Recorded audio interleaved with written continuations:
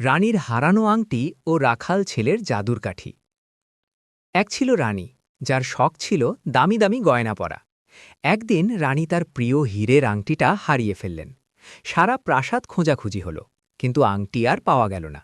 রানী রেগে গিয়ে ঘোষণা করলেন, যদি কেউ 3 দিনের মধ্যে আংটি খুঁজে না পায়, তবে প্রাসাদের সব চাকরকে শাস্তি দেওয়া হবে।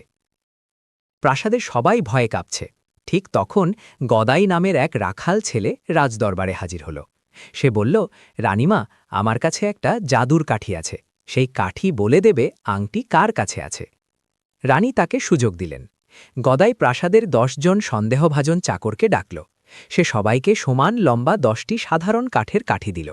তারপর গম্ভীর মুখে বলল, শোনো সবাই, এই কাঠিগুলো জাদুর কাঠি। তোমরা এগুলো আজ রাতে বালিশের নিচে রেখে ঘুমাবে। যে আংটি চুরি করেছে, জাদুর প্রভাবে কাল সকালে তার কাঠিটা 2 ইঞ্চি লম্বা হয়ে যাবে। পরদিন সকালে গদাই সবার কাঠি পরীক্ষা করতে এলো। সে দেখল 9 জন চাকরের কাঠি একদম সমান আছে, কিন্তু একজন চাকরের কাঠি বাকিদের চেয়ে 2 ইঞ্চি ছোট হয়ে গেছে। গদাই তাকে ধরে ফেলল এবং বলল, রানীমা, এই লোকটাই আংটি নিয়েছে। লোকটা ভয়ে আংটি বের করে দিল। রানী অবাক হয়ে বললেন, গদাই, তুমি তো বলেছিলে চোরের কাঠি লম্বা হবে, কিন্তু এর কাঠি তো ছোট হলো কেন? গদাই হেসে বলল, রানীমা, কাঠি মোটেও জাদুর ছিল না, কিন্তু চোর মনে মনে ভয় পেয়েছিল যে তার কাঠি রাতে লম্বা হয়ে যাবে।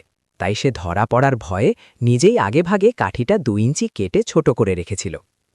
রানী রাখাল ছেলের বুদ্ধিতে মুগ্ধ হলেন, তাকে অনেক পুরস্কার দিলেন, আর প্রাসাদের সবাই হাঁফ ছেড়ে বাঁচল। গল্পের শিক্ষা: চোরের মন পুলিশ পুলিশ, যে অপরাধ করে সে নিজের মনের ভয়েই নিজের বিপদ ডেকে আনে। তো গল্পটা আপনাদের কেমন লাগলো? ভালো লাগলে অবশ্যই চ্যানেলটি সাবস্ক্রাইব করবেন, যাতে আমরা আরও সুন্দর সুন্দর গল্প আপনাদের উপহার দিতে পারি।